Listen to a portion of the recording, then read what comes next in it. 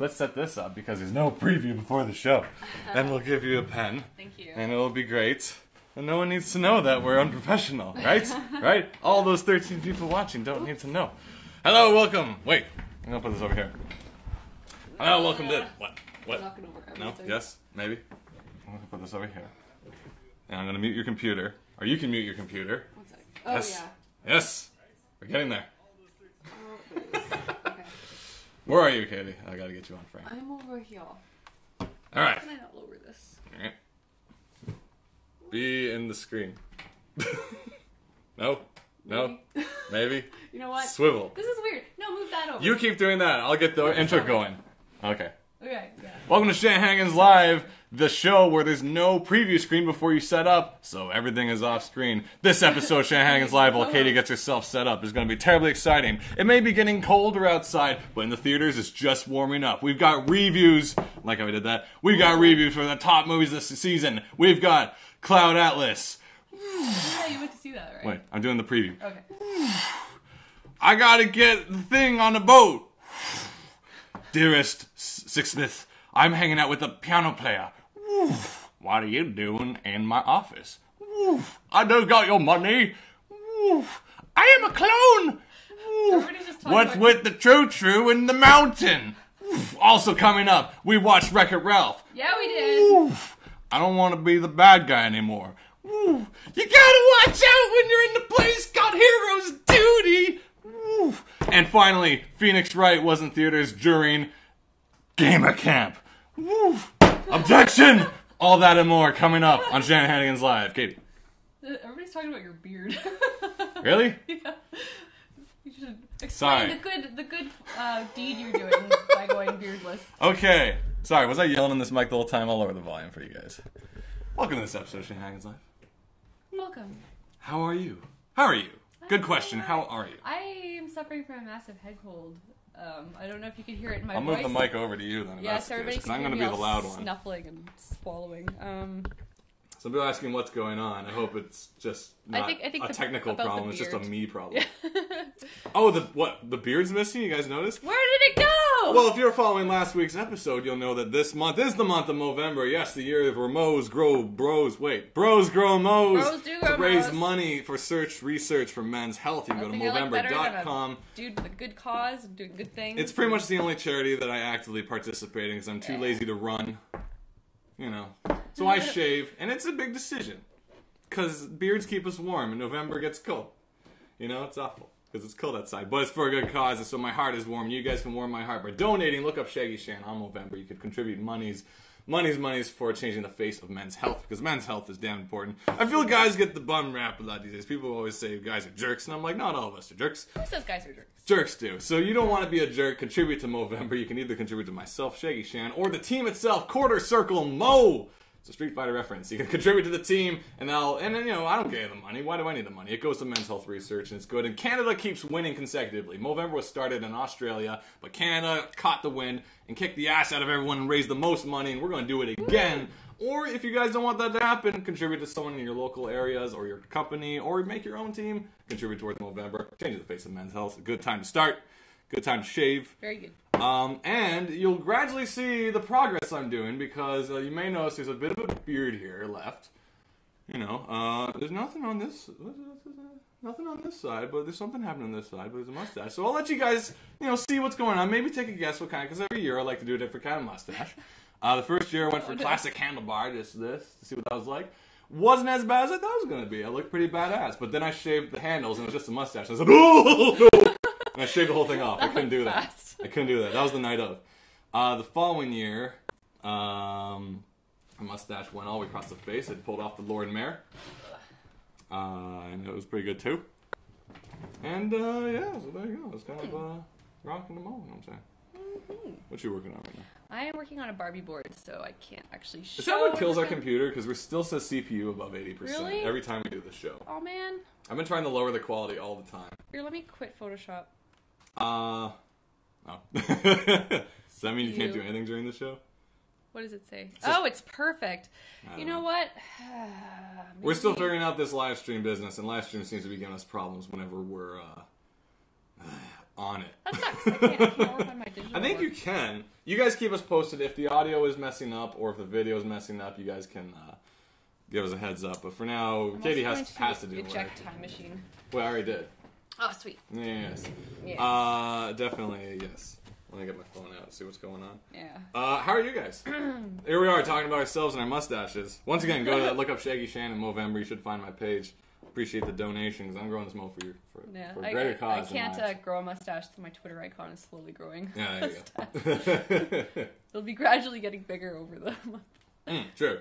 Yeah, you guys tell me how you are. It also just so I can see if the chat's actually working, because sometimes, if it freezes, I don't know what's going on. So, hey, if you're doing good, tell us you're doing good, and then I'll know you're good. I'm going to try opening this up again. We'll see how it goes. And, once again, keep us posted if the audio is messing up or if the video is messing up. You know what? It just leapt above 80% as soon as I opened up. I think it's just randomly doing that. University gave me 4 hours of sleep last night. Oh, yeah, that's what it does, eh? I'm getting so much sleep now that I'm sick, but it feels weird. I love daylight savings because it feels like I'm sleeping in, and yet I still get to work on time. That's good. Yeah, funny that. That's never happened Yeah. before. Once I get used to daylight savings, I'm going to be late again all the time. Yeah, seriously. It's usually how it works. Felt pretty good. I'm good, says Claire. Good. Stressing about college, but good. Yeah, Don't worry, the stress doesn't last long until you get in the work world, and then you're stressed for different reasons. Then you're stressed because you need to make your rent. But yeah, definitely this the last week. This has been like the most movies I've seen in theaters in like a consecutive row in a long time. It was like every other day I had a film to go to. It was like Cloud Atlas on like a Thursday, and then like Friday was Phoenix Wright, and then the Saturday was the Friday was, well, either way, the Saturday was Wreck-It Ralph, and then like the Sunday was Phoenix Wright, a part of Gamer Camp, Toronto's independent game kind of conference, chits and chats. If you've never been, you definitely should check it out. It's definitely more developer catered, so there's not too much for me to do there, but definitely informative stuff, really interesting stuff, really good speakers. There's one guy who was the creator of the game, Papo and Yo. It's a PS3 exclusive on and up front it looks like it's kind of like it's in this like South American kind of stacked like town, and there's this kid and like this big pink monster or something like that, and sometimes the monster's nice and the other times the monster is aggressive and dangerous, like when he eats frogs and stuff like that. And the actual thing is the game is actually a metaphor for the creator's childhood of having an alcoholic, abusive father. Oh, jeez. And it was a fascinating talk, and he was talking about how it's like, so this creature sometimes will be friendly and like loving, but once he eats frogs, he just goes crazy, and you have to get the hell away from him, or he starts like swinging at you and stuff.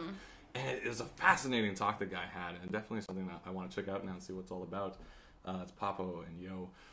And it's just kind of going along the lines of how games can definitely tell a more emotional story. And unfortunately, emotions in video games, more often than not, are conveyed through cutscenes, through recorded, like dialogue recordings you find on your trip. And the example he's kind of giving is like, say you have a first-person shooter, you have your Call of Duties and stuff like that, or in your war games.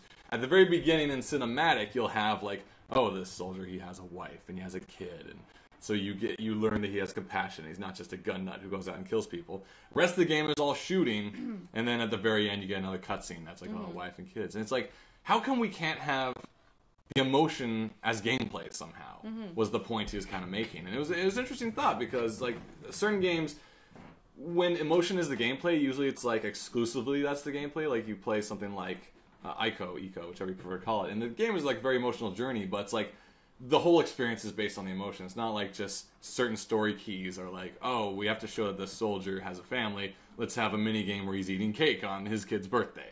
Like you'll never, they don't have. But yeah, the emotional moments are not interactive is the problem. He's saying like they're always like told through cinematic or cutscene, and it's something that the industry's kind of lacking right now. And you guys could probably have your examples of when emotional moments have been a part of gameplay. But it's just like, any other game like God of War or anything, when it's like you had family, it's usually like a cinematic shows that he had family. It's never gameplay shows that he had family or something like that.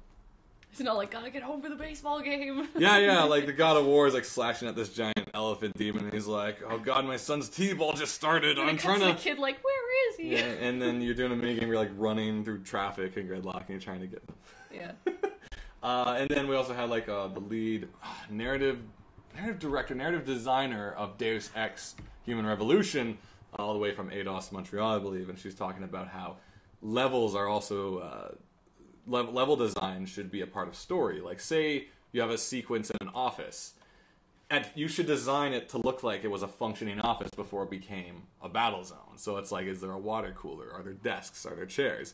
As opposed to other video games where it's just like chest-high walls everywhere. And it's like, in a functioning society, why would there have been chest-high walls in this area? Like all these like points of, that you can hide behind and stuff like that. So very, very interesting stuff they're talking about. And this is kind of what the whole weekend's about. It's about discussions about video games. One of the music guys from Retro City Rampage was there, and he showed us how to do chiptunes, and it's free. There's free software to do it. You guys can do it right now if you want to. It's basically a musician through Excel, because it seems like an Excel spreadsheet that you're doing. Let me just double check to see what the name of the software was if you guys are interested in doing your own chiptunes.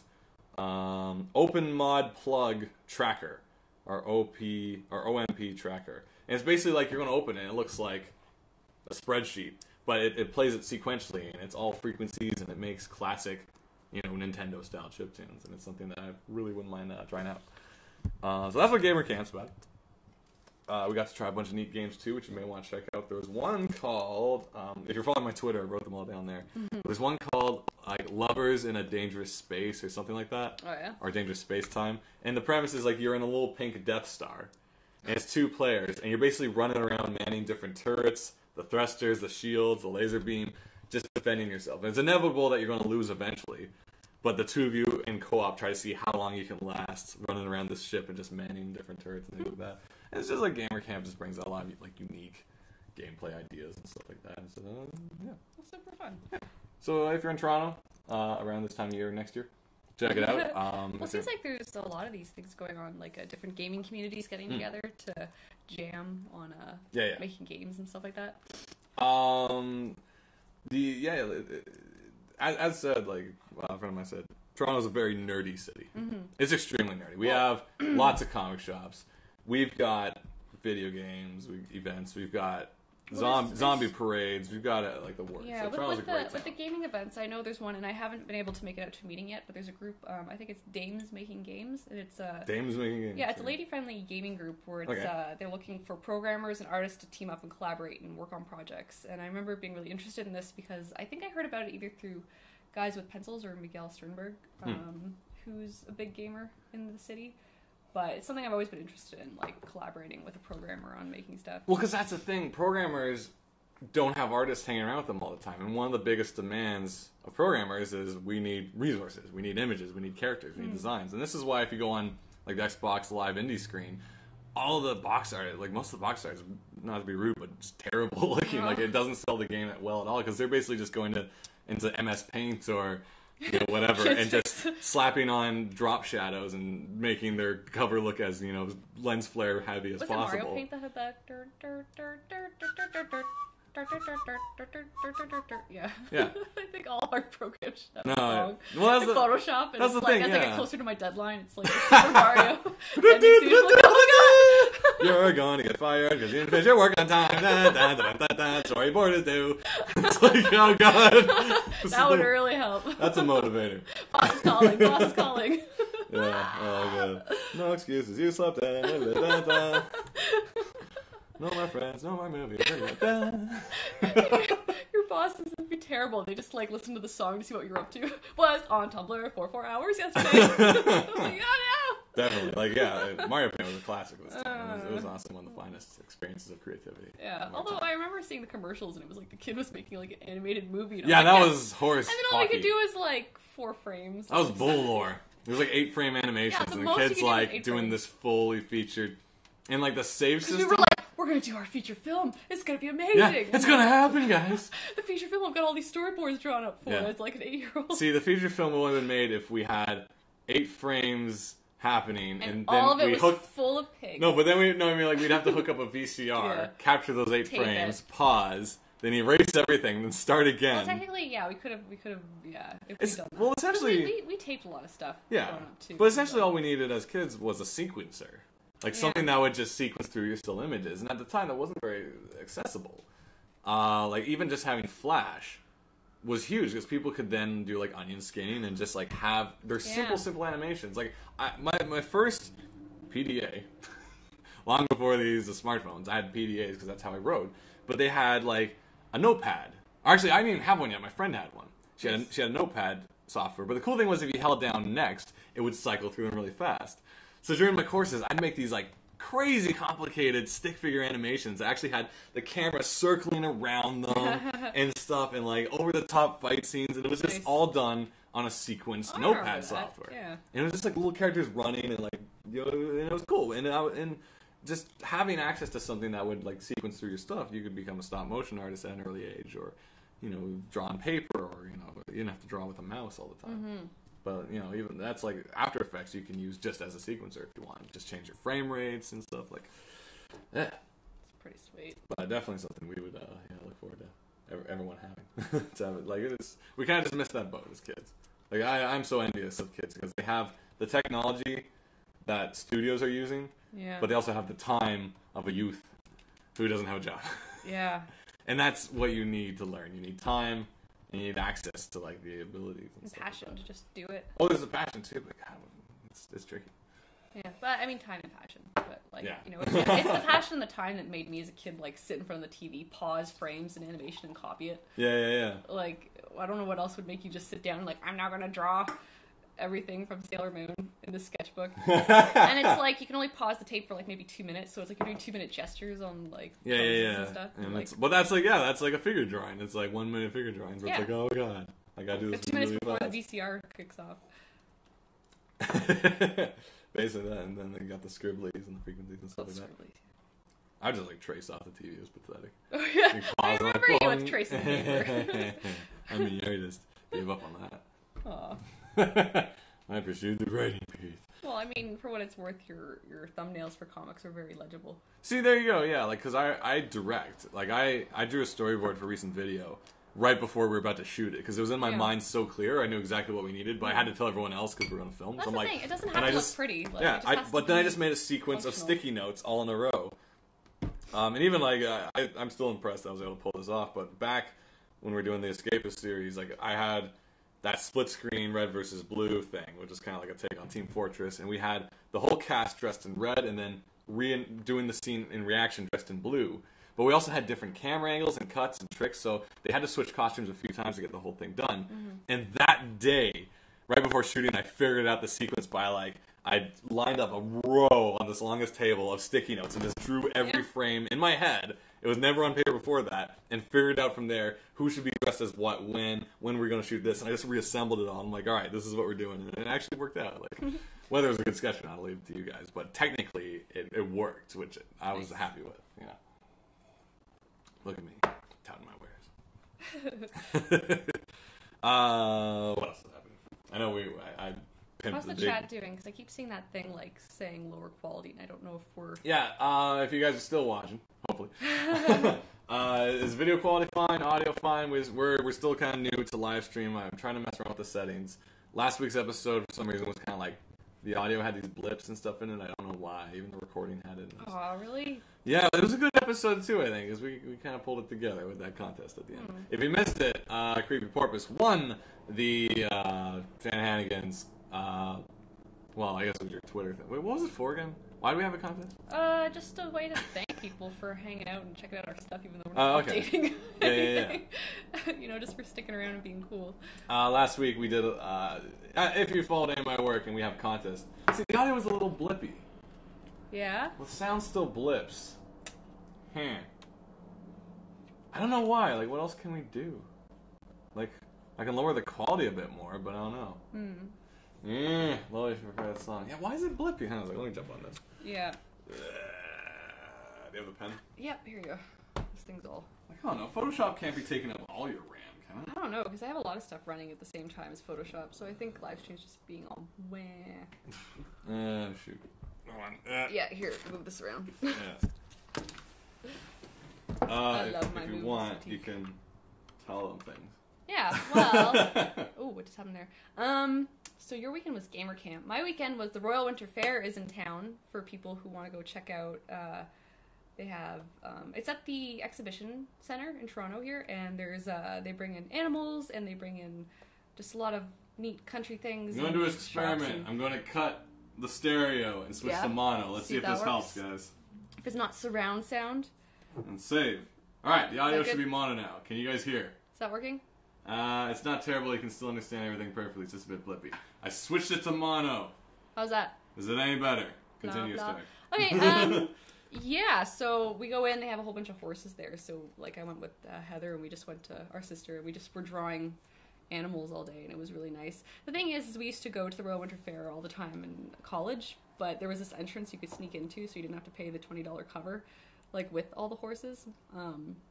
But they've sealed that entrance off. So. It's stereo that does it. It's stereo. See? Now there's no more stereo. Yeah. We didn't need surround sound. Fine. Now you can no longer have the joy of being stereo. It's all one signal. Right. Single channel. Mono. Enjoy. The keyboard. Thanks a lot, live stream. You outdated fiend.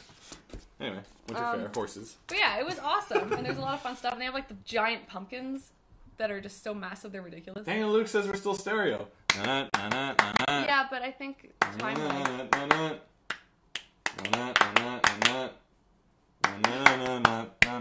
well, as long as the CPU goes down. What is going on, live stream? Royal Winter Fair, continue. Well, I mean, it's just kind of like a country fair that comes to town, and it was a lot of fun. Howdy. Had a great time. First time I've been out of the house amongst people in months, and I got horribly, horribly sick the next day. Hey. So I'm like, I'm never going near people again. It was cute though, because there's the animal petting area, and they had the llamas, and so people are all taking pictures of the llamas, but the goats are like banging them in the arm, trying to get their attention. Like, take a picture of the llama, and the goat's like, ah. But it was cute. I think Heather joined us just a little bit ago.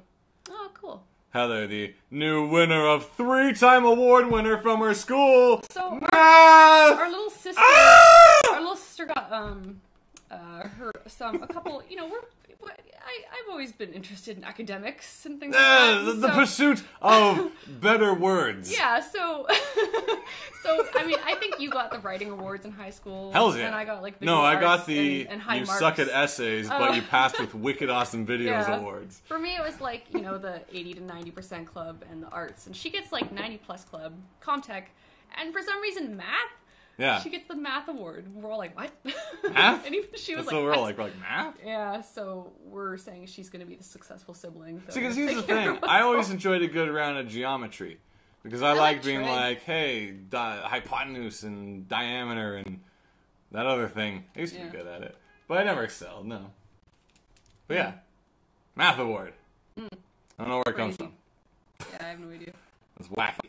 Our mom's like, yes, finally! Yeah, she's like, she doesn't quote Monty Python and good at math. Finally, the right one came out. It's like, alright. Hey, I think I'm pretty cool. Speak for yourself.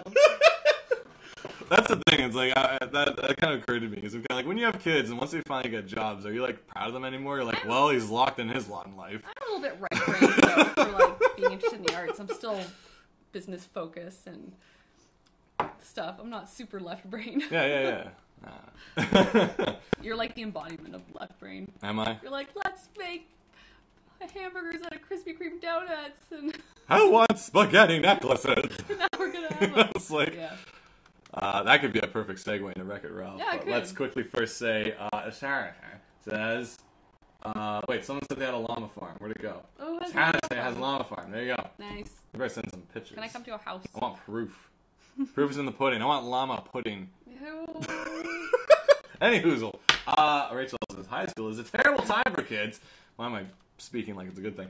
To have to decide what they want to do with the rest of their lives. Well, that's the thing. It is hard, and our sister's going through that too, where it's like, now you must decide where you want to go forever, and it's like, if you don't know exactly what you want to do, it's tricky. Because for me, tricky. For me, it's like, I knew I liked comics and I wanted to draw, so Sheridan was like the natural choice for animation. I would have loved to go to comic school, but there wasn't like a comic school that... Scott McCloud's Comic School. Yeah, maybe that one. You've been invited to Scott McCloud's Comic School. And it's like, wow, it's magical. And like, all our favorites are there. Sergio Argones teaches, potions. You're like, okay. But I'm like, intrigued. I loved animation school. It worked out really well. But I mean, if you're not sure what you're interested in doing as a trade, it's like that's the thing, because university seems to make sense. We went to the same high school, and I visited other high schools for like competitions and stuff.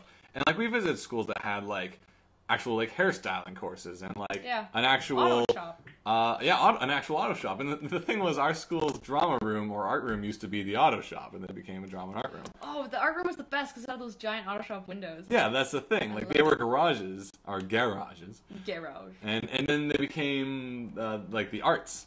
But the thing was, our school didn't really have any trades, though. Was the thing. Like there wasn't like there was Comtech, but beyond that, there wasn't a proper culinary, I don't think, or home ec, was there? I always wanted a home ec. I wanted one too. I never knew how to cook until you're forced recently. to. Well, because the thing about even in the kitchen, it's like you'd want to watch Dad cook, and he'd be like, "Get out of the kitchen!" Yeah. My wife's like, "But I need to learn life skills." Yeah, I learned nothing. So like I kind of like I was always interested in like cooking and baking when I was younger. Like I always made. Well, the great thing about it is stuff it's like with the leftovers. You can just follow a recipe now, and like you can go on YouTube to learn to make anything. Heather says it's the best art room. It is. I'm in the States, and our electives are pretty limited. And Gabby says I'm late. Welcome. I'm doing college apps right now. Is that like iPhone apps? Applications. There you go. And luckily I know what I want to do, but it's so stressful and more people aren't sure. Well, I can imagine because it's like you, especially if you're applying to like a program, that needs a portfolio. I mean, if it's grades, it's like hopefully you've been good with your grades up till now, but like, Sheridan, it's like, I'm trying to get projects done, and I have to get this portfolio done, and it gets a little bit stressful. Still more now, because it seems like people have way more homework now than they did when we were. Yeah, what's up with that? Maybe we just finished everything in class. Yeah. Because that's the thing, like homework when it's like, when homework is stuff that you didn't finish in class, that's cool. It's like, all right. But when it's like specifically, all right, here's a big stupid thing for you to do in your spare time. This is what Heather's saying. It's all projects, so it's like. We're going to teach you about this and this and this. Now go make an ISU, go make a project. ISU! Oh my god, I haven't heard that in a long time. And every class is like, make with this. The ISU and a do-a-tang. Oh! Free punch, double space. So stupid. Yeah, if you want to pull out the middle page, you gotta unbind the whole damn thing.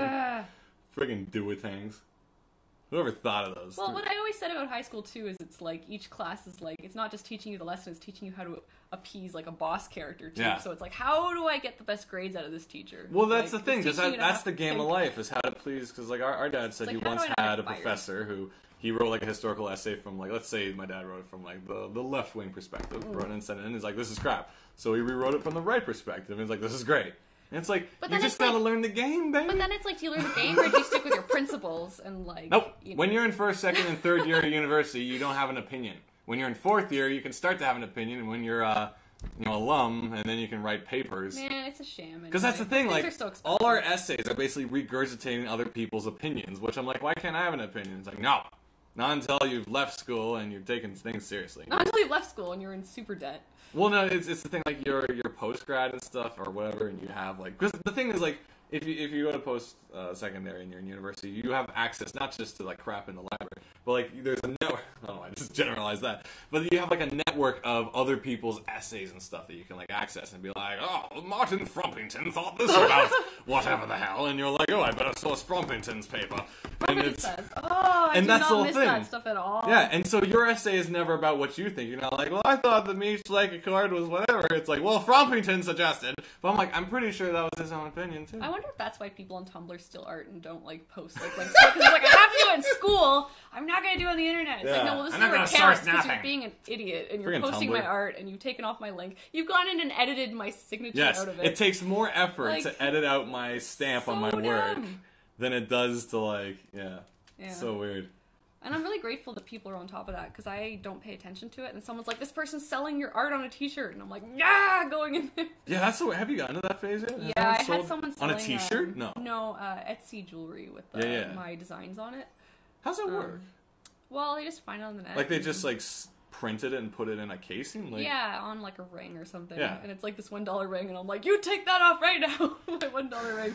Now buy my fan art for $10. It's weird, the gray area. Yeah, I think I'm starting to realize I should never do fan art again.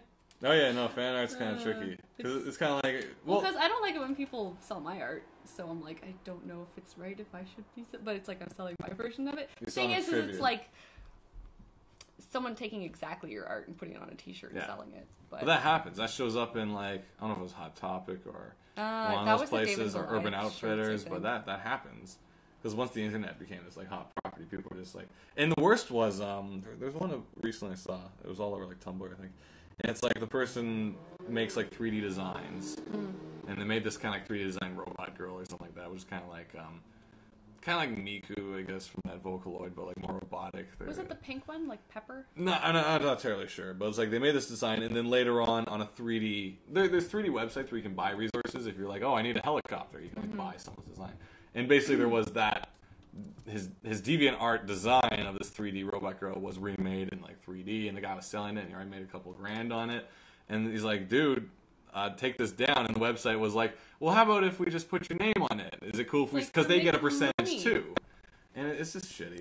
Yeah, it's I'm sorry I had to use a potty mouth. It's just an awful situation. Well, it's like when something shows up on 9gag or something, and it's got no link to you, and it's like, look at this hilarious thing I put up, and it's like, which is awful, because I like that 9gag collects everything for me, so I'm not hunting everyone down and finding their brilliance, but like when it doesn't credit people, but it's like when you're going to the effort to take someone's name off, it's like, why? If someone enjoyed my art, maybe make it easy for them to find it. Don't be a dick.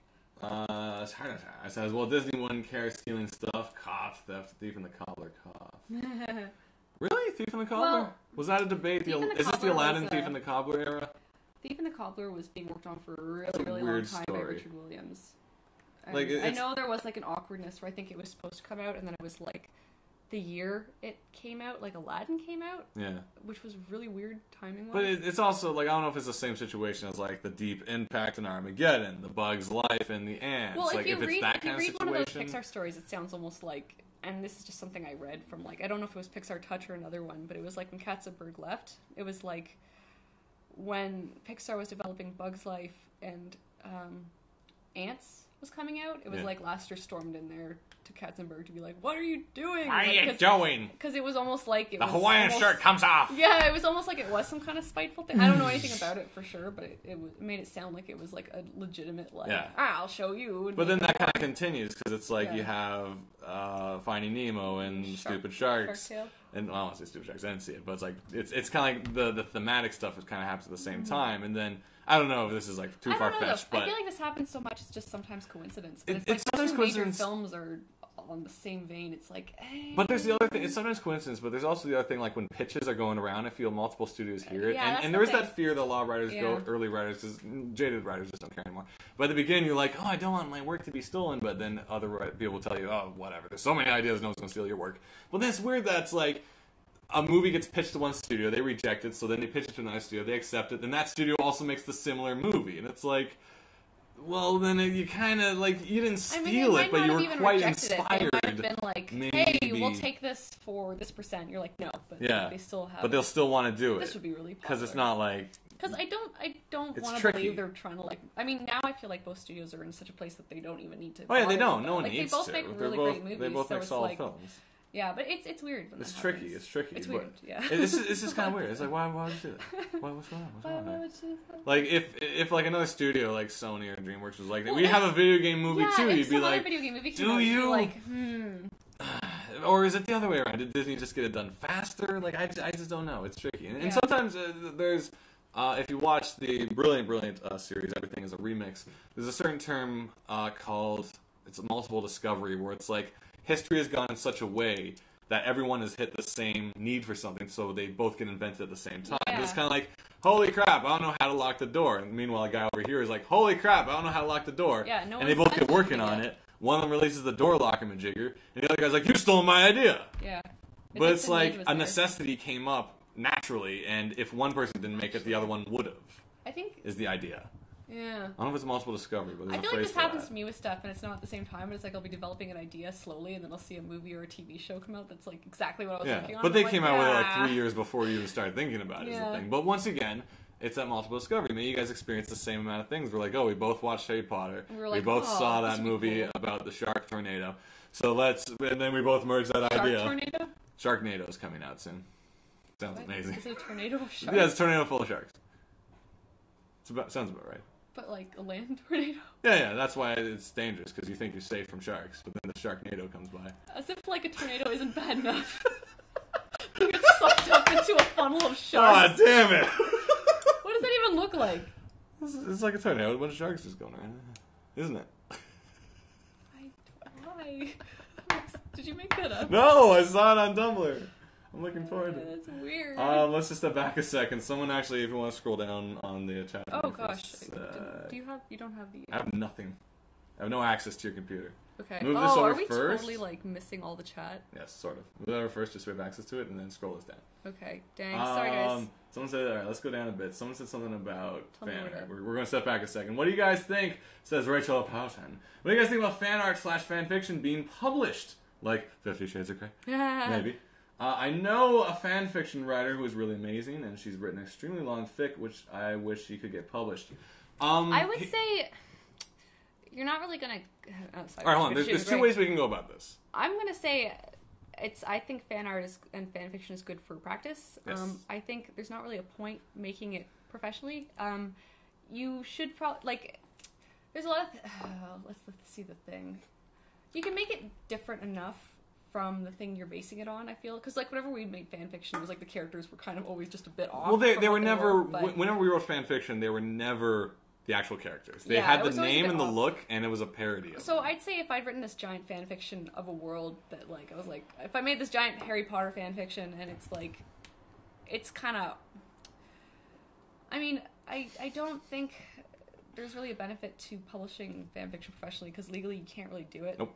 And it's a good exercise, but it's why not mold them into your own characters? Take those personalities you like from those other characters and let them inspire your own characters and try and rework it. I'd say to get away from it. Because you can have the same dynamic. You can have if you really like the dynamic of Harry, Ron, and Hermione, you can take the have a 3-character trio. dynamic. There's no copyright on trios. Yeah. Thank God. Yeah. Because our industry would just be over. Because most of it's... We'd have all these solo characters walking around talking to themselves. And then that would be Now the other side of that, actually, which is interesting, if you consider this, what do you call someone who professionally writes Star Wars comics for Dark Horse? He didn't invent Star Wars. That's It's professional fan fiction. Yeah, if you're like those Star Wars books, if you're endorsed by the company, Yeah. then that's... So the question we have in town, we got people working on the Adventure Time comics. Yeah. They didn't invent them. Yeah. But they're making them the way they want And to. I would argue that my job is all fan art, because I'm taking someone's property and making Yeah. a whole new story. I mean, it's not fan art because I'm being paid by the owner to make more stories of their work, but it's... So the question comes down to, what is the property? If it was Lord of the Rings, chances are they wouldn't be able to make a professional Yeah, fan if your art. characters are the Hobbits going on an adventure, maybe you can't do that. Yeah, But you could unless- make it unless Warner's 20-year-olds going yeah. for a jaunt in the woods. But or the something. idea is, if the property is a little more accessible and isn't as maybe someday your friend, if they're such a good writer of those, such a good understanding of those characters, and it's not parody, because I don't know if they released And I that, gotta say, they could work professionally for the I company and wonder make about content. parody, because they have those parody books out, Barry Trotter and the blah blah Yeah. blah, and you're like, how is this actually it's totally then a there's Harry that Potter play parody. that was the greatest play ever in Toronto, and this isn't Star Kid. This was it's not very Potted Potter, and they're and it's playing professionally, and I'm did they get a percentage or what's going on? Because Harry Potter, the Harry Potter musical was all fan and no profit as far as I'm aware, but this is going around all our theaters, and it's Potted Potter. Yeah. I don't know in that case. I would say and I've read some really great fan fiction that's really made me oh, this would be so cool. But it's kind of you're not really doing yourself a favor if you're sticking in the fan fiction world. Yeah. It's use that as a springboard and move forward, because ultimately, unless you're writing for Lucas Arts as a Star Wars novelist, you might not. Yeah. One more thought about the fan fiction thing. When you're in writing, trying to get a job for, say, a television show. Let's say, what's on right Okay, now? yeah, this give, is give me a show that's on right now. I don't know. Let's say you want to write for... What is on TV? That's not reality God. TV. Let's say you like... Oh, I was All right, gonna say Game of CSI, Thrones. whatever. Yeah, I want to write for Game CSI. of Thrones, Game of Thrones. No, you can't. It's already written. Frick's sake. I want to write for CSI. You want to write for what CSI. What should I do? Now, I want to write for CSI. The interesting thing is this thing called a spec script. Yes. And the interesting thing is the spec script doesn't have to actually be about the show you want to work for. It can be anything. Say right now, but it has to be a show that's on right now. So while Lost was on, you could legitimately, not applying to Lost. Say you want to work for CSI, but you want a show you can write TV. and you really enjoy Lost, say, you could have written an episode, a plausible episode of Lost, and show the CSI guys to be like, I can understand characters I don't own. I can write a riveting plot. I can add to the storyline. I've adapted. I've assumed where they're going with it. And it's basically, that's kind of what fan art is in a way, or fan fiction in a way, because it shows you can write these characters. You can write this world accurately, and you can continue the stories. And in other cases, yeah, for the show you want to apply to, you can write specifically for that show. If I wanted to write for Gravity Falls, but it's already like all written by now, but I could be like, all right, here's my spec script. This is what I think Stan would say, and I write a full episode. It's broken up for commercial breaks. It has all the right characters. It has an original plot for the series at least, and that shows that I understand these characters. So fan fiction as a hobby, go nuts. Do whatever you want. Keep doing it. If you want to go pro and you want to like make money off your fan fiction, it doesn't really work like selling it as, here's my script and I want the world to read it, and because if your friend's a good writer, then apply to that show that they're writing about. Apply to that studio, or write a script if the show's still ongoing and show it to another studio and be like, I can write, I can publish. Or even in the half of video games and movies have extended universe novels like Mass Effect, Halo. All these books aren't in the games. It's like, I know these characters. Because apparently, the Mass Effect, whoever wrote one of the recent Mass Effect books didn't know the world. And he screwed up and all the fans got pissed off. Oops. And they republished the book with the fix. Oops. You can be one of these people who write stories based on those worlds. The Assassin's Creed, the book. The novelization of this and that. Now granted, I don't want to go too much further because I do not do these things professionally. I'm just giving you some ideas.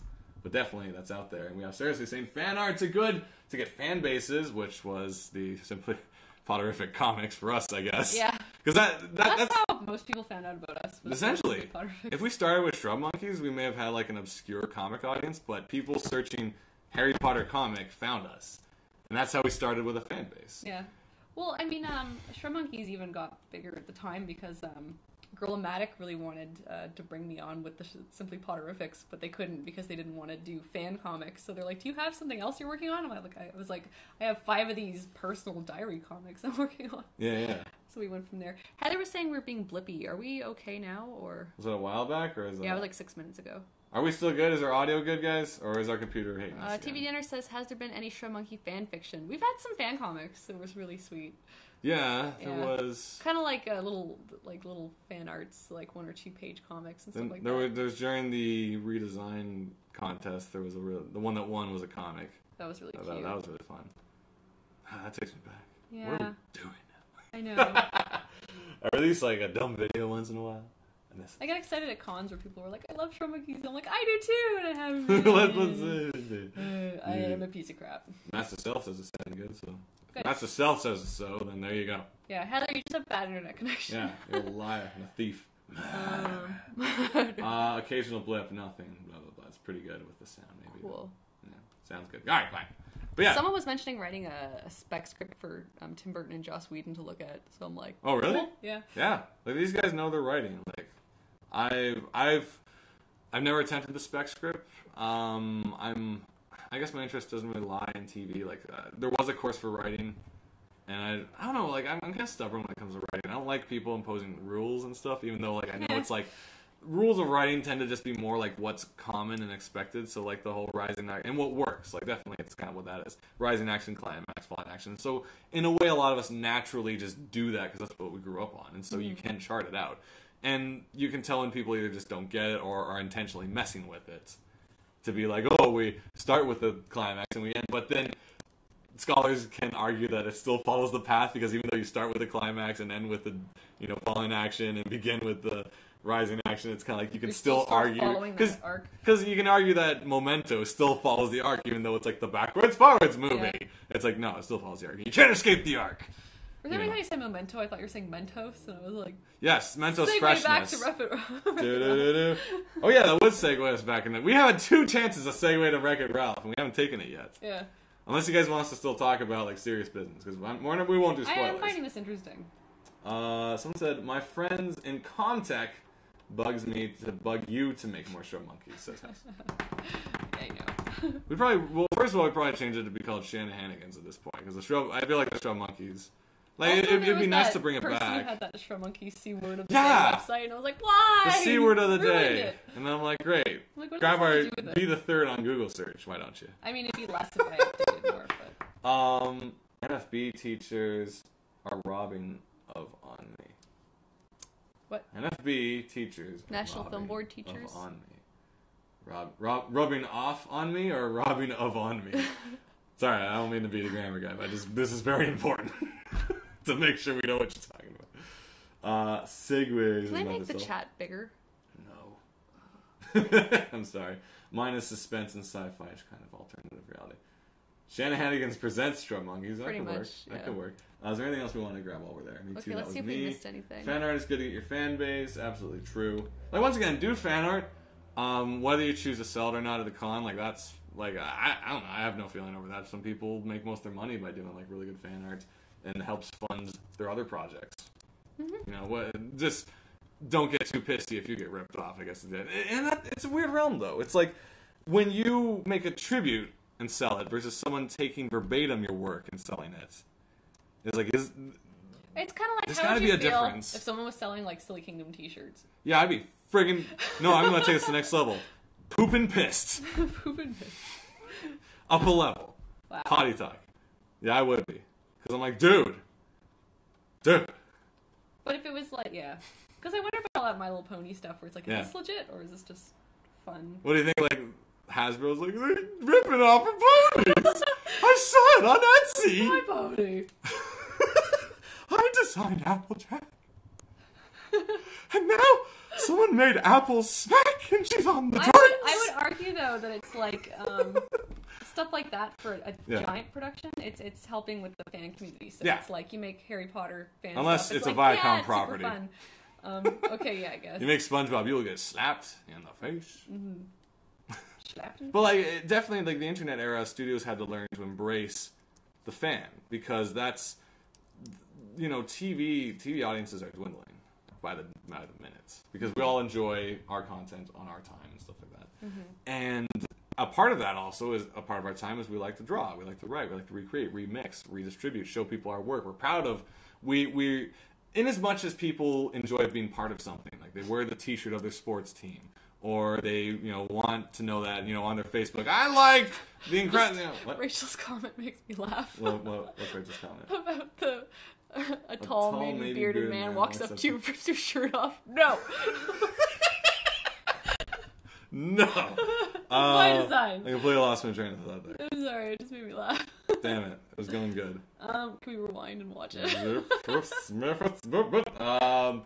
Bottom line is... Where was I going? Oh my god! That's so true. What? Master Stealth. When I heard your king and Wreck-It Ralph, all I hear is you. We were saying that the whole time. Like, when the king started talking, I was like, is that him? Yeah, was I just like yelling at you there? Because it sounded like your kind of voice. Have some candy! I was like, this is Which was the voice was my tribute to Mad Hatter from Alice in Wonderland. And apparently that was also a tribute to Mad Hatter in Wonderland, so there you go. And also the guy in Mary Poppins who floated to the ceiling. The sequence none of us remember, where he's like, oh, let's all laugh. And then Mary Poppins had to bring it down a notch, and she's like, we've got to cry now, Bert. And they're like, oh, why, Mary? Why would you do this to me? Why don't people act like that anymore? Sorry, I was just reminded of that Captain Planet video I sent around. My heart, it hurts. Anyway. Alright, fine. We've teased you long enough. Wreck-It Ralph. Now, leading up to this episode, this very start, previous episodes, after watching the trailers, I looked at the video, I watched the trailers, I'm like, oh, this movie's going to end one of two ways.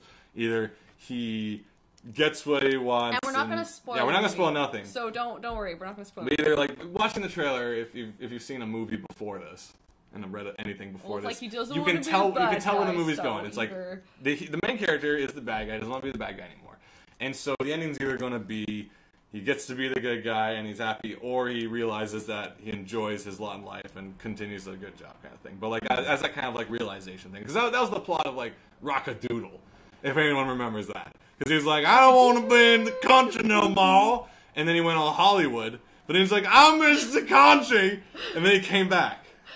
That was a weird movie. That was the premise of Rocket Doodle, outside of the fact that there's live-action farm boys putting How is sandbags. there magic? Was it the owls were evil and magical? Well, because the kid's house was flooding, and then he became a cat. The owl turned him into a cat. So And the owl was going to eat him, but instead he had rock and roll. Yeah. And then the rooster went all Hollywood. And then there was no more sandbags. And there was like that annoying mockingbird thing that was like, ah! Was there? Yeah. No, but there was that mouse, wasn't it? It was like, look, Larry. Yeah. She was in all those movies where she's like, you goes to get the rock and roll back. I don't know what that movie was about. Oh, alright, but anyway, that was my idea. So like, I'm watching, and I'm like, alright, I'm going to see Wreck-It Ralph eventually, because it looks decent. And I'm all about, the video game nostalgia. People are muting in case of spoilers, so we should. There's no spoilers. We should not. There's no spoilers. Yeah. We're not gonna say how it ends. I'm just gonna say, like, before when we said we'd go see it, you were kind of like on the back of it. Before when we were gonna go see it, you're like, I guess I'll go see it, but we had an amazing time in the theater. No spoilers. Yeah. There's no spoilers. Yeah. So don't talk about where you think the story's going or anything. If you watch previous episodes, I talked about that. Okay, that was my feeling. And as a writer, I analyzed the movie. I'm like, whatever. So, I'm not gonna tell you how it's gonna end. But the thing was, I loved this movie. The journey was so fun. I enjoyed this movie more than I fun. expected. It wasn't just like simply like, oh, let's make video game Toy Story.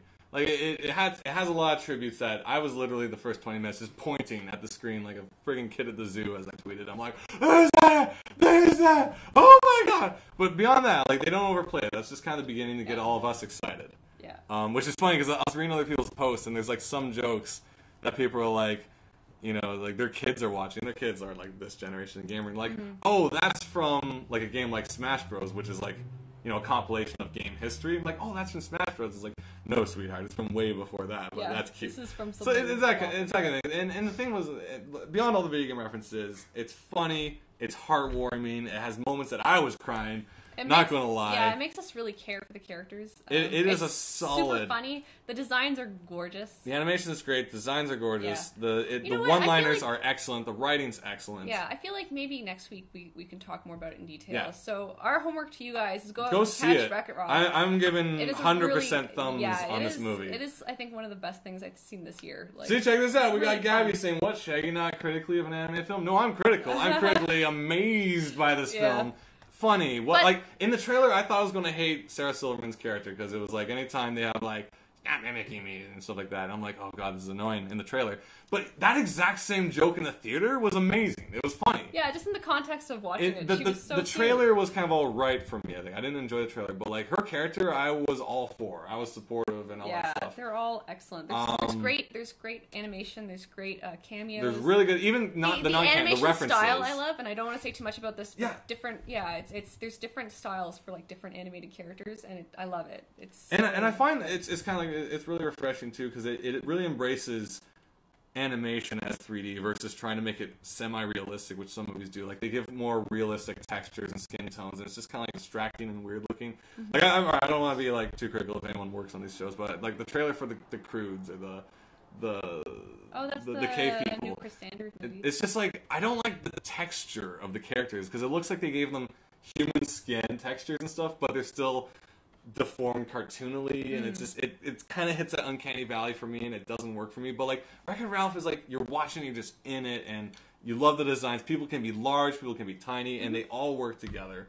Yeah, I find it's like because each game is a different style. Yeah, and you can see that from the trailers where it's like there's like his world is more 8-bit kind of ish, and then there's the more serious high definition games. So and it's not even the design; it's how characters move around and stuff is affected by that. Blend really well. Yeah, so I was really excited to see that. So go see it. Yeah, 100% recommended. Also lovely. I love Paperman. All right, yeah, you and heard. For all of your complaining about how much they keep advertising this. I'm like, well, because you don't have to look at it, but it's because Paperman was really cute. You saw a lot of people posting about it, like it's coming, and you're like, I don't know anything about this. Well, no, my problem with the Paperman lead-up campaign was it was all just like being like, oh, this is revolutionary, and we mix 2D and 3D like it's no one's buttered cookies, and it just kept going. But they never showed anything was the problem. Okay. Yeah. Like maybe it's because they want to surprise us in theaters, but like I hate when it's like. All right, let me. Some of that I was like, let me sum this up for you guys. Check this out. This will be a great thing. I'm gonna grab something over here that's awesome. Okay, right? I guess this was your big. This is my problem with Paperman. All right, so I have something awesome behind here. Oh my god. This thing behind this paper is so revolutionary. We worked day and night tirelessly. Here's a sneak peek of it. Okay. It is so good. Exactly. That's what Paperman's campaign was to me. It was just like, oh my god, we are the best. Yeah. And this is the best. You're not going to see nothing. And I'm like, why would you do that? It's like, here's a still image of it. It's not moving. Yeah, we loved it. It was cute. I got emotional in Paperman. I got emotional in Wreck-It Ralph. Wreck-It Ralph, 100% recommendation. Oh, people are saying it doesn't come out for another few months. What? Claire is saying Wreck-It Ralph doesn't come out for. Where do you guys live? I know in Australia movies come out late. And Buenos Aires. Yeah, no, definitely if you get a chance to see it. And you know what? I didn't see it in 3D, but I'm thinking I might go see it again just to see, because some scenes, I'm not the 3D guy. Like, I was poo-poo to Avatar, you know. Whereas I really enjoyed Avatar. Yeah, and I really... I mean, I know it's not, like, super amazing original story, but I had fun. Yeah, it was more like Ferngalia haunt us with wolves. But, this movie, I feel like, because even when I saw Tangled in 3D, I enjoyed the subtle things. Like, whenever there were scenes of, like, Ryder jumping away from, like, towers, and there was, like, nice depth of, like, the height of the buildings to the ground, and, like, that worked for me. I think the same thing might happen again with Wreck-It Ralph, so I want to check that out. Yeah, I do want to see it. So I'm actually going to see it again. I rarely see movies twice in theaters. Let's think how many times I did that. Out of my own choice, not because I saw, like, the Lord of the Rings movies. What did I see twice in theaters? That's an interesting question. Alright, I saw Avengers twice. As far as recent memory.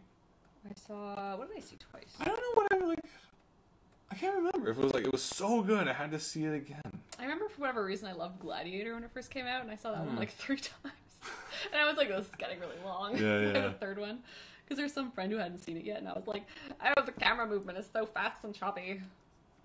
Actually, as I watched Wreck-It Ralph, both 3D and non, but I didn't really notice. Nice.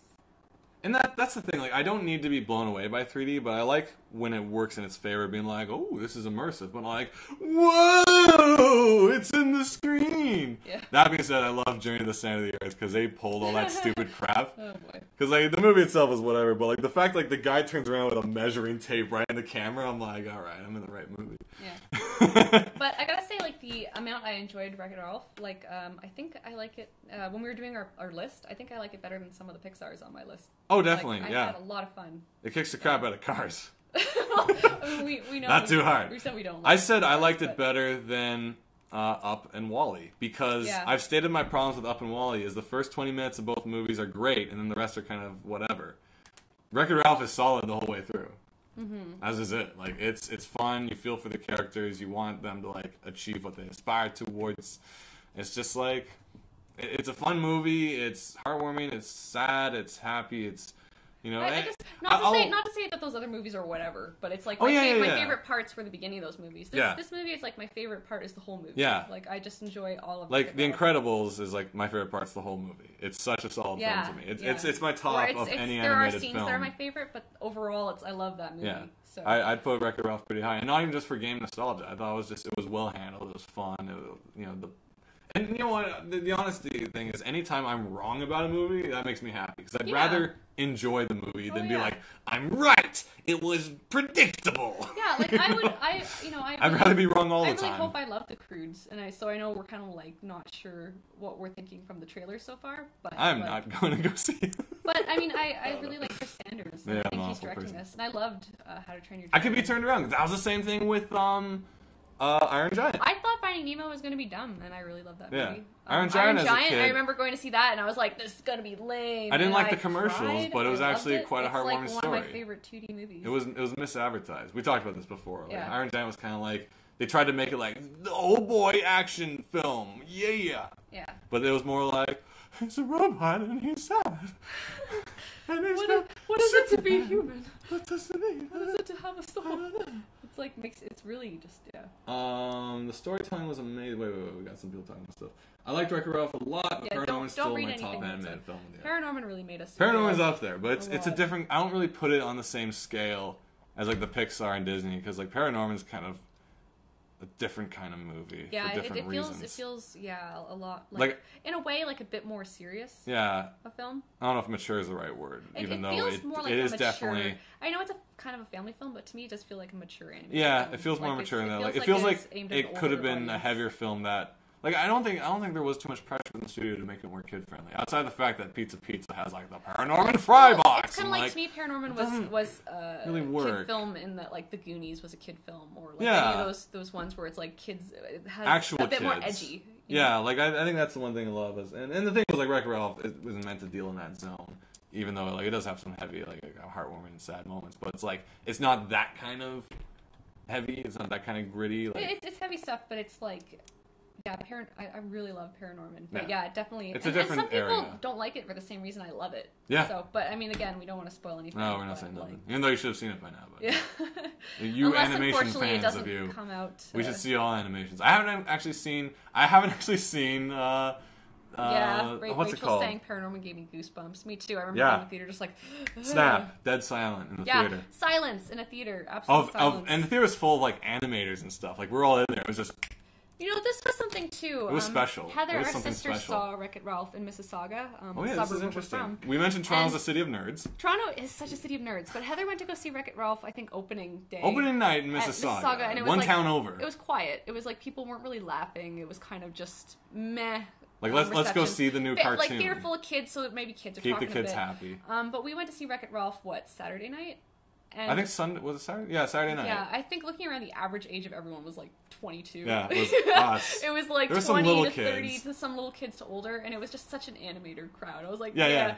But it was like people were clapping and cracking up and like getting every reference, gasping and awing. Like apparently, it's like just going to see a movie with a really enthusiastic crowd. Yeah, not to the level of like the Scott Pilgrim experiences, but like it was Scott Pilgrim last February again, and it was just like this crowd of people. We saw it in Toronto again, and it was like more enthusiasm you'll ever have at any movie, unless it's Twilight. I don't know, but more enthusiasm you'll ever have at a movie. But like this was like we had like a mixed crowd of like little kids and adults, and who all of us pretty much grew up. And the thing was, when I was buying tickets, I saw like youths, like these, like the guys who don't want to be associated with kiddie or girly stuff because they're manly youths, these little kids, these 12-year-olds, 15-year-olds, whatever. Oh, yeah. And they're like trying to get tickets to that, scary. What was the one that Red Letter Media did? Not Paranormal Activity, but the other one with the with the face. Baboa. With the Baboa Wait, that might problem. be a spoiler.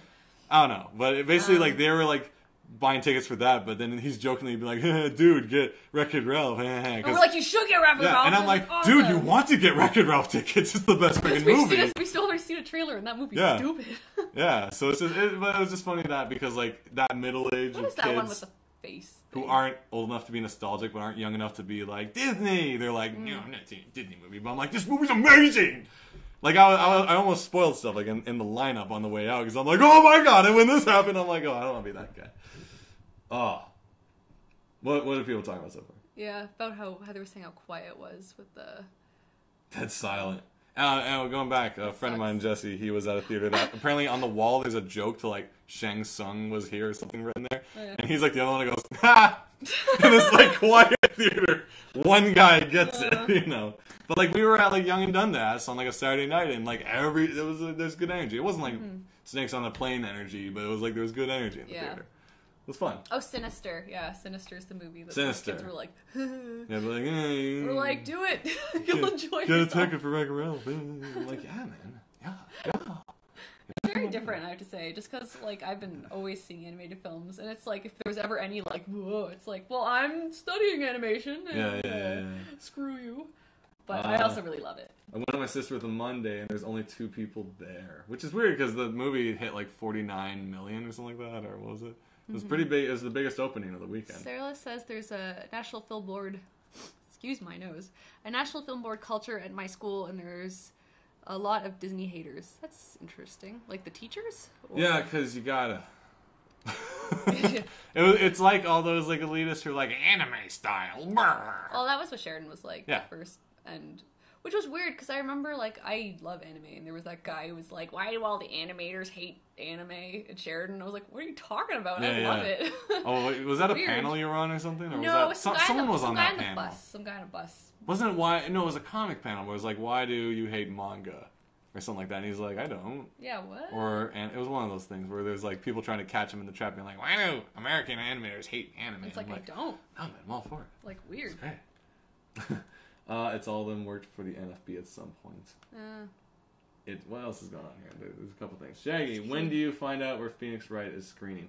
All right, are we good with Wreck-It Ralph? We don't want to spoil nothing, but once again, go see. Check it out. Game Whether you're a awesome. gamer or not, it's Make fun, sure you're there early to well see the written, short. silly.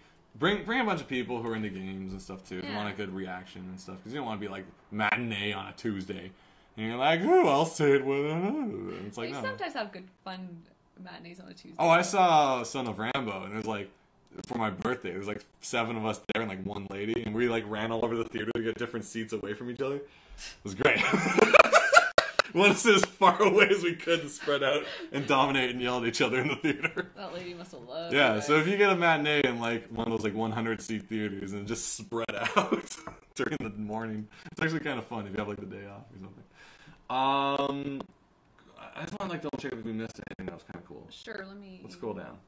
Just a reminder, this show has a delay, supposedly to keep the quality up in live stream. How far should I go down? The theater here never seems packed. More than 10 people per show, but Wreck-It Ralph was packed. Does my heart good to hear that. They're talking about sequel and maybe possible online gaming to be involved. Alright, let's see what we missed. I saw someone say something about Sinister. Sinister's the one with the face. Yeah, someone said something about it. Don't read that. Center That's a spoiler. Seats. Sinister has a face thingy. Okay. NFB culture makes me sad. Phoenix Wright screening. Yeah, I always get bummed out when people hate any kind of animation because you can learn from everything. Oh yeah, like I may hate. There's no reason to hate. But I still say like. But to hate a whole style. Yeah, sorry. Like, you cannot like a particular NFB short. You cannot like a particular Disney movie. But like to hate all of it, it's like there's gotta be something you can from gain each from, one. man. Yeah, there's gotta be something. Headquarters are in Montreal. I like all of them. I can say too, if you're an NFB, you might not like Disney because NFB's more personal projects, whereas Disney's like this giant machine of a movie you're making. But I mean, it's all got its bonuses and yeah, there's still creativity in it, definitely. Like, I do feel sometimes people hate just to hate. And you're like, well, it's easy. It's like there's legitimate things to just like if you see it way too often. Like my biggest gripe usually comes from characters on the poster doing the attitude where his eyebrow that's pose. everywhere. I hate that. And the end of the movie having to be a dance sequence to contemporary popular music, which is funny because someone tweeted that to Brad Bird or something like that. It's like, Brad, please make sure this never happens in movies again or something like that. And they're like, I don't want a dance scene at the end of the movie. I'm like, I'm not alone. I promise I will never have a dance scene at the end of a movie. Yeah, he said he'll promise that will never happen. I'm like, thank you, Brad Bird, because I hate that. Because basically it's like, to a way, it could be like a throwback to the old like stage show to be like, all the characters are okay. Here's the curtain call. Yeah. But in movies, it's like they randomly pull a song that's contemporary because they didn't pick it 3 years ago. Like, they had to pick it right then and there, so it wasn't actually animated to match it. Someone pointed that out apparently, like with Sorcerer's Apprentice, with the great. Your favorite? What's his name? Nick Cage. Nick Cage, wonderful name. There's a sequence where the other guy from How to Train Your Dragon, Buttertooth, that guy, he's in the cage with the girl, and he designed it to make electricity hit the cage to the music, and the music was really arbitrary because they had to pick it 3 years later when the movie's about to be released, so it's contemporary. Like, to this song, and so they just changed the graphics. It's like, Ella, hey. So that crap I hate. And then, and then you just learn, like, you don't want to do that in your own movie and stuff like that. Princess and the Frog, I haven't seen that yet. I really dislike how far anime pushes symbolism in place of anatomy character design, but I do enjoy some other stuff. Mm-hmm. I hate it when the movie's closing shot is one-shot comic relief character. Oh my god! That was at the end of that stupid dinosaur movie. Which one? Remember Disney tried to make 3D and their first movie was a pseudo-realistic dinosaur movie with some lemur thing who at the end is like... You and I were always talking about how the stupid character in those things always gets a girl at the end. And in Anastasia, we had this talk about Bartok. Although some people love Bat, who at the end he's like, he was really well animated. I was hanging out with Rasputin all day. I wish I had a girlfriend. And then this pink bat's like, hey, I exist now. And he's like, oh! And she's like, ah! And the movie just ends there. I think they did it best, and I think we've talked about this on the show before, but if anybody's seen Sword in the Stone, when Merlin and Arthur turn into squirrels, the female squirrels are the best. That was incredible, because Arthur's being chased by this little, really cute, like, squirrel with the batty eyes, and Merlin has this, like, like husky giant thing who will not leave him gosh. alone. It's pretty She's amazing. She's got the best voice. It's pretty, and she's like, whoa! And he's like running away from her. And it's heartbreaking So when good. Arthur, spoiler, turns back into a human kid and the poor little squirrel is heartbroken. She cries. It broke our hearts. And it ends there. Now, if this was a modern movie, she'd come back and have like a little cute moment and a dance, and everyone's happy. But like that's the state of the current movies. Like my other big problem was, I don't care about spoiling this. Romeo and Juliet. You all know the story, Romeo and Juliet. You know, spoilers coming. Who was the guy? What's his name? Who gets killed midway through? Oh, Tybalt. Tybalt. So the Tybalt character gets killed. He gets shattered in the glass, and you're like, oh my god. Wait. And then the movie all of a sudden has a whole new weight, and you're like, oh my god. Now there's war between these lawn gnomes. You know, it became serious, despite the fact that it's like cartoony. I'm like, oh my god, this shit just got real. You know what? I was thinking about that because I don't want to spoil this, but there was a show I was watching with Heather, and there was a major character that died towards the end, and it was like a lot of weight, and you were just like, oh gosh. But then at the end of the season, this character came back. Yeah. And you were like, well, I'm happy because I like this character, but now that whole death has no weight. Yeah, there's no weight to it. It's kind of a cheat. Cause so essentially... Like, you were mourning, and now it's like, oh yay, more episodes! And you're like, but that's kind of like... And Romeo and Juliet... played me there. For the most part, Romeo and Juliet follows the Romeo and Juliet story, but nope, at the end, Tybalt got glued back together, and he's part of the big dance sequence, and everyone's happy, and no one has to be sad in the theaters. But it's a kid movie. Then there's no weight. Kids need to learn weight. Yeah. You know, it's like there's a cost to your actions. If all our actions just got fixed and they're happy, then it's like, well, you learn nothing then. There's always a reset button. It's easy. A reaction. Where's the "that is easy" button from Staples? Just that was easy. Fix that was easy. That's basically it. So anyway, that's my major problems is going back on your own weight in a way. Like when you've like set that moment, then all of a sudden like, whoa, I got too serious. Let's fix that. Yeah. Like, all right. Rachel asks, what did you guys think of the movie Brother Bear? Never saw it. Honestly, I saw it after I had my wisdom teeth out, and I was on Advil 3, Tylenol 3. Phenomenal, this movie. Best movie ever! I was the bear. I was the bear and all three mooses. I was so high, I can't remember what it was about, and I probably need to watch it again, but I just remember fading in and out of that thing, just like a moose and a not human bear. What's so that? I don't know. I haven't been super excited to watch it, but I'm sure I'll check it out at some point. You know what I say to that? Objection! Is this segueing into... Brilliant segue. Talk about a combo of great video game movies. Now, it's been said that video game movies are commonly awful, and if you look at the track record of the King of Fighters movie, the Dead or Alive movie, the House of the Dead movie, the Lara Croft movies, the Mortal Kombat sequel, the Street Fighter movies, yeah, kind of awful. Oh. Fun, but awful. Resident Evil's great, though, so I was shut going your to mouth. say, Claire says that we had death in our childhood movies. Yeah. And she's right. And The Last Unicorn was a very heavy movie. Heather says Astro Boy was dark, and I say no. There's this moment in The Last Unicorn, and you can argue that The Last Unicorn... Heather's being sarcastic. You can argue that The Last Unicorn is like a family movie, but there's that moment in it that just breaks my heart where it's like the woman sees the unicorn and she gets angry at her because she's like, where were you when I was an innocent girl? And it's this thing that kids wouldn't get. Yes. And it's something as an adult that you're like... Oh, that just kills me because it's like, unicorn's supposed to be there when you're young and you're pure, not when you've seen a lot of dark things in your life. And it's, Last Unicorn is like, I guess, family movie, but... I haven't seen it yet. It's good. It's a good story. Christopher Lee's in it. It's got trees with giant boobs in it. Well, checking that out. Check out the stumps on her. A lot of weird stuff. Anywho, I object to that comment. Going back, so... Supposedly now we have, it's been raved as being finally the true video game movie, a movie that takes everything from the game, and it is. And I say 100% agree. If you've played Phoenix Wright, you owe it to yourself to check out Phoenix Wright the film, because it basically is picture perfect. All the costumes, all the hair, all the characters. Gumshoe could have been a little bit of a heavier actor, but whatever, leave it alone. Very enjoyable, and you may be asking, how can I see this myself? And it's actually not very easy, because right now there is no North American or English distributor of the film.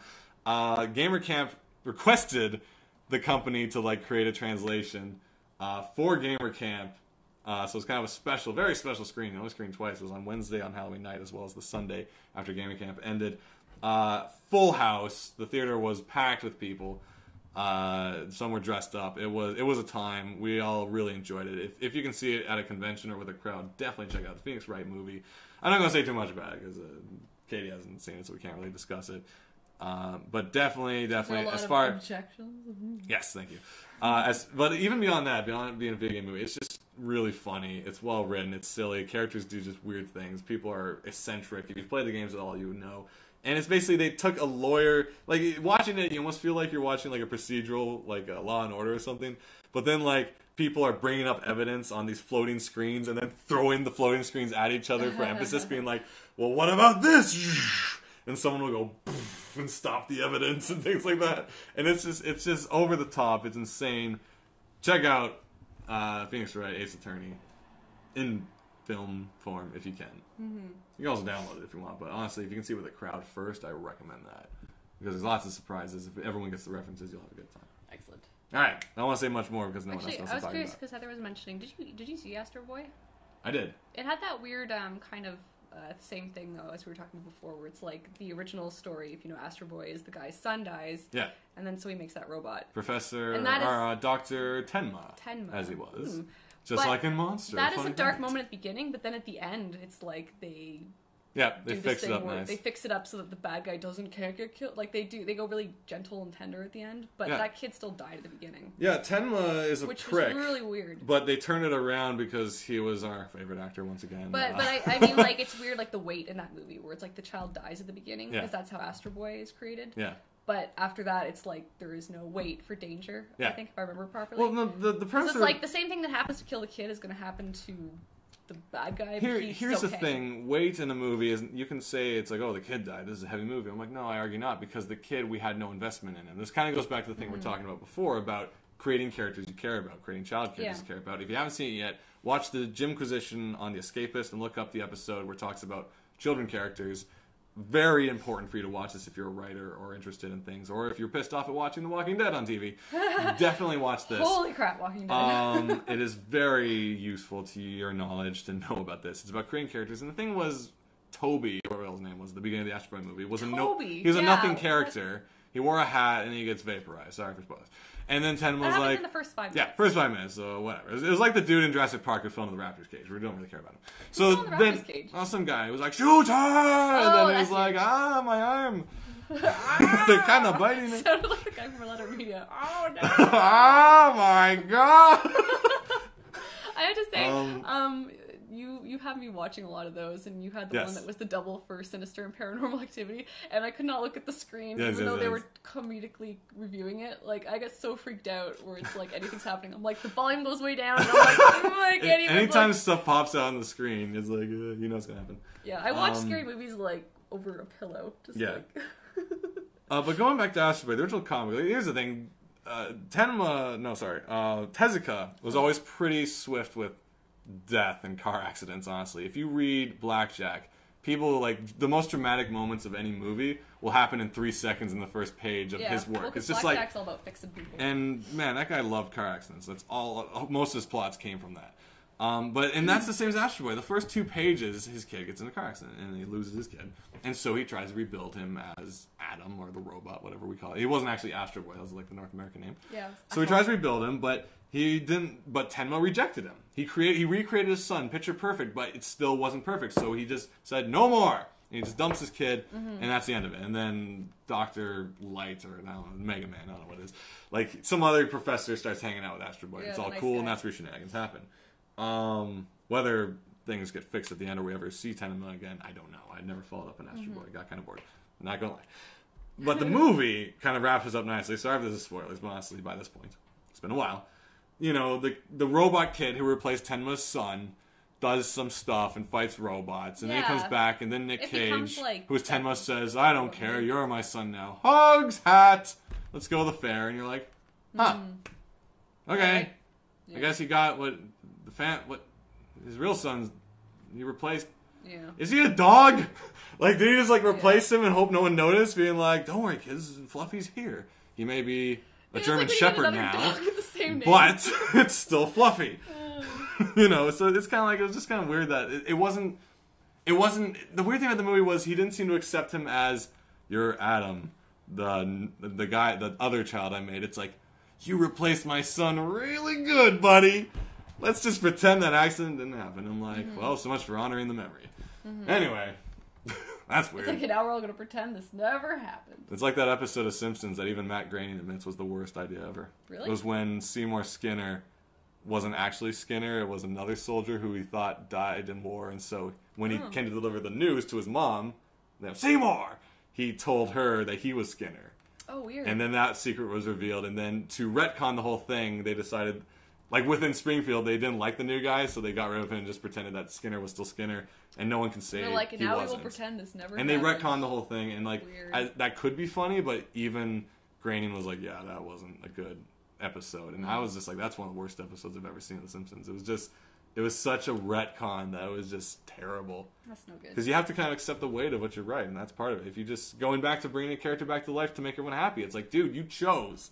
And this is why I don't really follow like DC and Marvel comics, because I'm just kind of like, it doesn't matter if a character dies anymore. when they're like, Captain America died, I'm like, okay. Yeah. And they tried to make a news. When Superman died, they made a big news thing about it. Well, I remember it was a big deal when that happened. And yeah. like it was a big like, deal in the paper. And newspaper. Everybody got those like black comics with like the Superman logo. Yeah, the bloody logo and stuff. And we're like, oh my god, this is heavy. Like, this is huge. And then it's like, there's 4 of them. And then, like, spoilers. This is interesting. But then like years later, it's like, oh my god, like this was like a couple years ago. It's like Captain America died, and I was just like, why is that even in the paper? Like, who cares? He's going to be back. Like, people did, sure. Yeah. But I'm like, he's coming back in a month. But he's coming back as the new 52. I'm like, I don't... Well, that's DC, so that'd be amazing.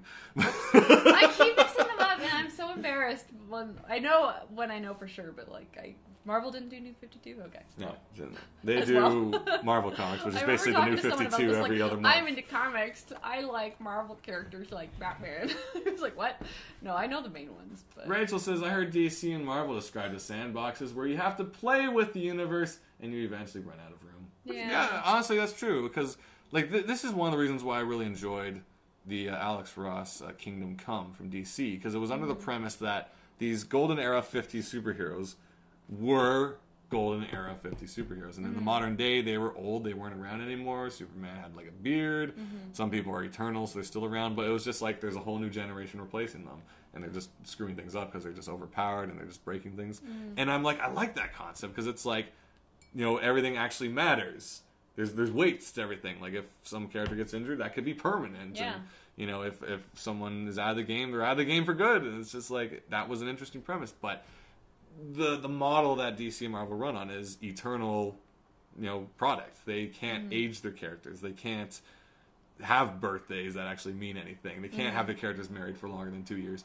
It's like everything has to go back to how we enjoyed them. There is no progression. And you can say characters got deeper and this and that, but you have to also admit there's no progression beyond this eternal youth bubble unless it's like an Elseworld or an odd one-off. Because that's their audience. It's like, you don't want... That was the one thing I found interesting about the Red Letter Media Indiana Jones 4 was you don't watch Indiana Jones for Indy's story to be like, now he's old and getting married. Yeah. No, you want the young, garish adventurer doing things and punching villains and swinging over danger. You don't care about Indiana Jones as a person. You want the hat, the whip. I care about him as a person. But, like, do you want him as a 6-year-old man being like, where's my pills, or whatever? Well, it's like what we were talking about today, where, like, every fairy tale ends with the wedding. So you just want to be like, okay, they're happy, and now I don't want to know what happens, because this is a good moment, and I don't want to know if she gets bored of the relationship, or whatever. Yeah. Like, I just want happy, and now into my next story that'll make me happy. But I find as you get older, that's the stuff that you're like, what happens next? But, I don't know. I think... Personally, I didn't like the 4th indie movie, and no one did. Don't kid yourself.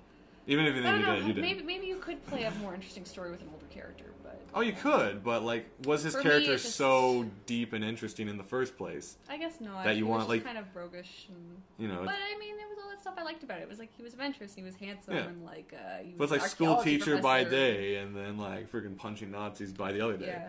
You know, like, that's the stuff you wanted, but then it's just like the moment that really pulled me on Indiana Jones is when you see him in a white T-shirt in an interrogation room with the FBI, and I saw them like, that's Harrison Ford in a white T-shirt. Yeah, it didn't feel like Indy. It felt like it didn't feel like it at all, because I'm used to Indy either being in a suit, in a professor outfit, or in the whip and stuff. And when all of a sudden he's just wearing a white T-shirt, I'm like, did he just waddle onto set and friggin' sit down? I will say though, like those new Batman movies, the Batman with where Bruce is like this old jaded man who's running the equipment stuff. There's movies about that? Cartoons. The cartoons. Like the, what, Beyond? Batman Beyond? Yeah. I like that. I thought that no, was really Beyond neat. works that he's because... like this, he's like the computer program guy that's helping this kid figure stuff out. And I thought he was a really cool I think Beyond worked because he had character. Yeah. But we'd be joking about that stuff too, where it's like he's on the bus, like get on, and the kid gets on the bus and they have a conversation. This old man.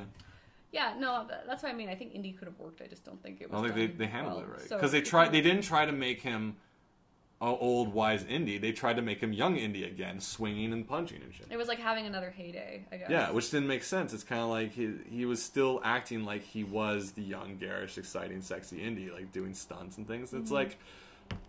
The reason Batman Beyond works is because you see old man Wayne and you know his past and how him just sitting there knows everything, but he himself can't do it. And that creates such an interesting dynamic, being like, oh, back in the day, he would have done this.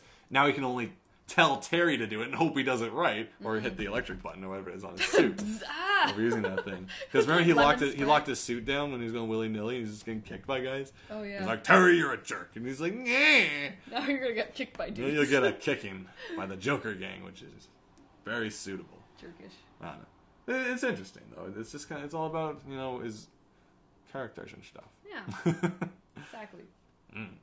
That's kind of the purpose of Robin for Batman. Robin can die, get married, have kids, and Batman can continue. There you go. So at least they have those elements in the story where they just keep cycling through one guy who does all real things, another guy who does all the fantastical things. Because the truth of the matter is, like, sometimes fantastical things get held down by real constructs and concepts. Because someone's talking about the reason why you can't have a character married is because, like, if Superman was married, then he can't just be willy-nilly flying around everywhere, because then it's like, well, you're just completely ignoring your partner for life. I think that's, it doesn't make sense for you to be married at all if you're never around. Like, what's the point? For characters that you want to have similar stories told, no. But I think you could tell a really interesting story about a married superhero. Oh, you definitely can. Well, I mean, Incredibles. It's about a exactly, because that was done right. And it's like a frustrated guy, and like she's frustrated too. Like would the Incredibles work? work? Have a good family. Here's the difference. Would Incredibles work if like he was still a superhero, he just ran off and did whatever and come back, and that's the end of the day? There'd be a different dynamic, because I think she'd be frustrated. It'd be very different. Because like I don't know. Yeah. Shock collar. You can always tell it. So you can never say this can't be done, because if you tell it well, you can do it. But I find with everything can be done. It's set up. It's like it hasn't been done well so far in certain contexts, so we're maybe not. Or we just haven't read enough. Like it's out there somewhere. There's so many comics I haven't. But it's just so sad that like, why would you have to reset it then if it was working so well? Yeah. Like, why did Spider-Man have to make a deal with Satan to reset the world? What was up with that? Well, because the devil is like, I see you're troubled, Spider-Man. Well, we can retcon everything, but there's one teeny tiny little note. And he's like, what is it? He's like, you can no longer be... Satan from Futurama. Well, Bender, how about through a song, Peter? It's like, oh, you can't be married to what's-her-face, that girl next door. And it's like, does this mean I can hang out with Black Cat again, or whatever her name is? And he's like, I guess. It's like, swellsies, our marriage doesn't exist. Boop. That was easy. Weird. But that's the way to do it. Now There's plenty of single superheroes. Maybe it was well written. I don't know. Maybe it was a good explanation under all that. Yeah, I don't know. Everybody was like, what? Huh? When all you hear is this negative, like, what happened with Spider-Man? You're like, yeah, that probably wasn't married. very well written. Oh, wellsies. What can I say? What can I say? I don't write comics. Have you seen some of the new... What? What?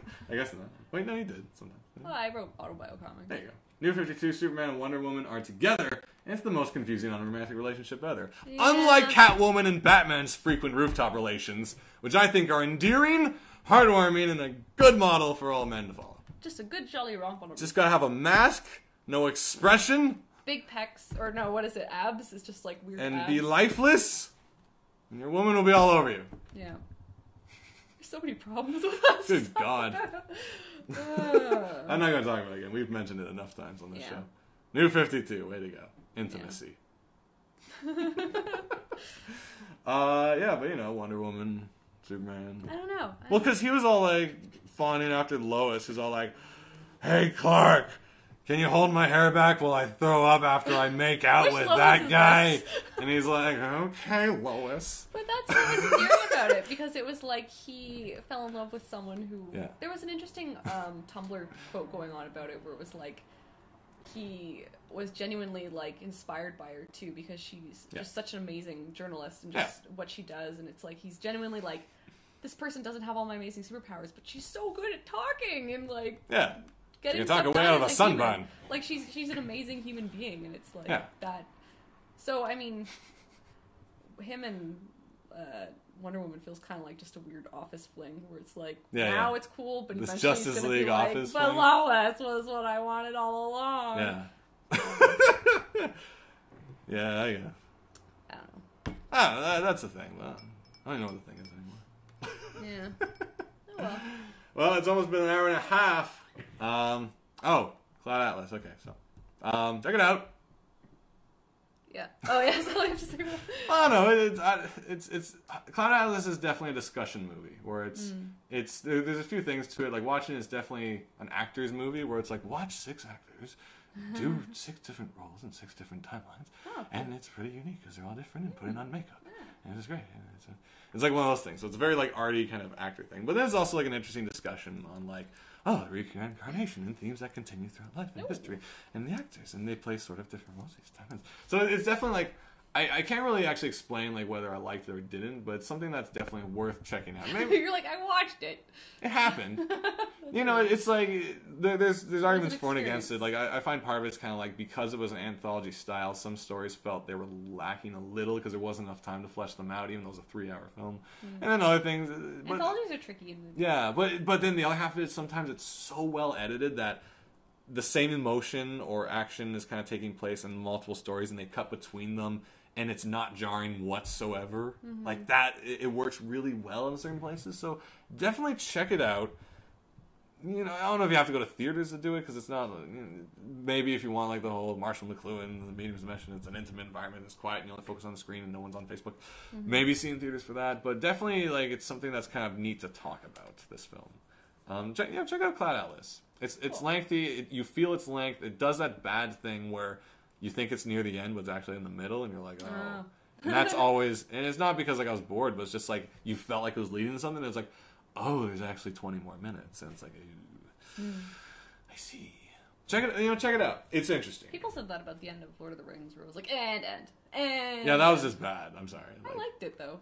Because I was like, no, okay, good, okay, good. No, it was a little too misleading. Okay. It was just because the dip to black was too long, and I don't know if it was meant to be like a breather or like a surprise. Like it's kind of like but Cloud Atlas, it's interesting. Very interesting. And even if you all saw it and you're all willy nilly for spoilers, I don't even know if I could like talk about it without like direct feedback. It's kind of an interactive discussion. Interesting. But it's unique. It's different. It's interesting. It's something. I do have to say, if you do see it. In one of the stories, Hugo Weaving basically plays like, I don't know if it's like schizophrenia, but he's like the mental, like, do all the bad things kind of guy. And he's not an actual character. He just exists as like, let go of the rope kind of thing. But if you also watch Mr. Show, there's a certain sketch about a man who wanted his wife to bore him a marching band. Remember? Did you ever see this? I just want a marching band. He was haunted by the ghost of mediocrity. And it was one of our favorite actor from Arrested Development, the guy who plays like the police officer. He was like basically in white paint with a top hat and like rattled gloves and clothing, and always pointing and laughing at him. Hugo Weaving looks exactly like that, and it's so distracting. He may as well have been on like a turn of the century bike, pointing at Tom Hanks and laughing. And I was just like, it would be perfect because he looked. I could not stop thinking about that when I saw the movie. I just kept laughing. But anyway, let's check it out. Cool. Yeah. We passed an hour and a half. It's usually a little range of the show, unless you guys have anything else you want to say. Work. I got stuff to do. Yeah, what are you up to tonight? I have to do some editing. Because November last year, we said for every donation, like $25 or something like that, we'd do a chapter of the Gears of War book. And there's supposed to be other people working on it, too, or something like that, but then get cut together and stuff, and then the project just kind of like went on hold. But now I'm like trying to just get it done just because it's November again. I'm like, we should get those readings out. So I've been editing together chapter 1 of Karen Chavez's Gears of War, Aspho Fields. Hopefully want it done tonight. I don't know what's going to happen. But working on that. And then there's a chapter 2, and that was the only chapters because it was like a cumulative $25. It wasn't like instant $25. Anyway, regardless. And then after that, supposedly, I'm going to put it to the audience because I'm not doing this for myself, clearly. For this year's Movember, every donation of $25 will go towards possibly another chapter of Shaggy Reads Twilight.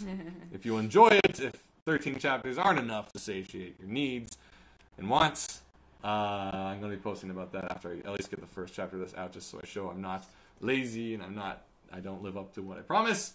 Because there's a lot of projects I do need to get done. I want to get them done before the new year. I want that fresh slate. Yeah, me too. You know.